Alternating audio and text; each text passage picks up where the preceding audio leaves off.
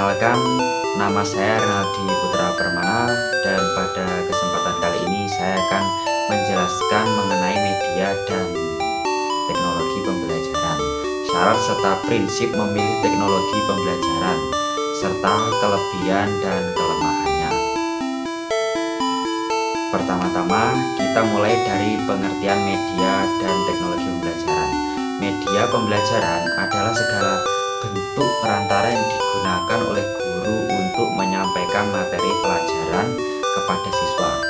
Media ini bisa berupa gambar, audio, video, animasi, alat peraga, dan berbagai bentuk lainnya yang bertujuan untuk mendukung proses belajar mengajar.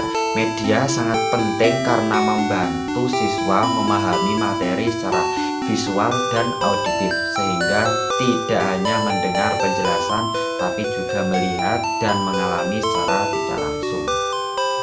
Sementara itu, teknologi pembelajaran merupakan penerapan teknologi, baik itu alat sistem maupun aplikasi, yang dirancang untuk meningkatkan efektivitas proses pembelajaran.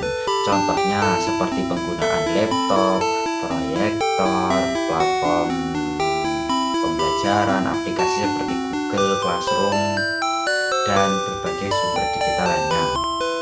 Lalu mengapa teknologi pembelajaran penting diterapkan?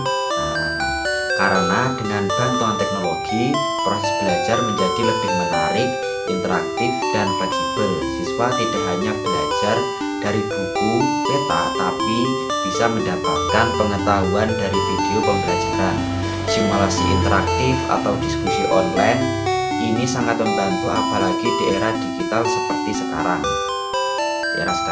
yang dimana informasi bisa diakses dengan cepat dari mana saja.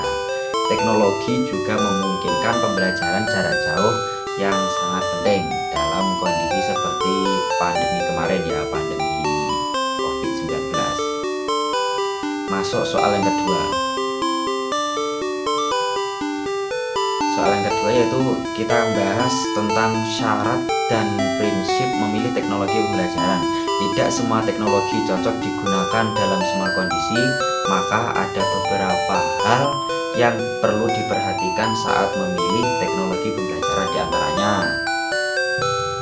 Di antaranya yaitu ada 1. Relevansi. Teknologi harus sesuai dengan tujuan dan isi materi yang akan diajarkan. 2. Kualitas. Media atau teknologi yang digunakan harus jelas, tidak membingungkan, dan mendukung pemahaman siswa. 3. Guru dan siswa harus bisa menggunakan teknologi tersebut dengan mudah tanpa memerlukan teknis yang rumit. Yang 4 juga ada aksesibilitas. Aksesibilitas itu semua siswa harus bisa mengakses teknologi itu, baik dari sisi perangkat maupun internet. 5. Efektivitas biaya. Pilihan teknologi yang tidak memerlukan biaya tinggi tapi memberikan manfaat bagi pembelajaran. Interaktivitas. Teknologi juga dapat dipilih sebaiknya memungkinkan adanya interaksi dua arah antara guru dan siswa. Seperti contohnya itu saat mengajar pelajaran IPA. Guru bisa menggunakan video animasi tentang sistem peredaran darah agar siswa bisa memahami alur dan fungsi organ-organ dalam tubuh. Atau dalam pembelajaran bahasa Inggris, guru bisa memakai aplikasi latihan listening atau speaking biar siswanya itu lebih aktif. Yang ketiga, mari kita bahas antara kelebihan dan kelemahan atau kekurangan dari penggunaan teknologi dalam pembelajaran. Kelebihannya antara lain itu meningkatkan motivasi belajar. Karena media juga sangat menarik siswa untuk tidak cepat bosan. Yang kedua ada membantu pemahaman konsep, apalagi konsep yang abstrak bisa divisualisasikan dengan gambar atau simulasi. Yang ketiga juga ada menghemat waktu dan tenaga. Itu ada kelebihannya. Kekurangannya juga ada banyak, yaitu seperti ketergantungan pada teknologi. Jadi ketika kelas tidak ada itu, nanti mereka akan kesulitan. Juga ada lagi murid-murid itu akan kurang kreatif secara manual, jadi sangat tergantung dengan teknologi.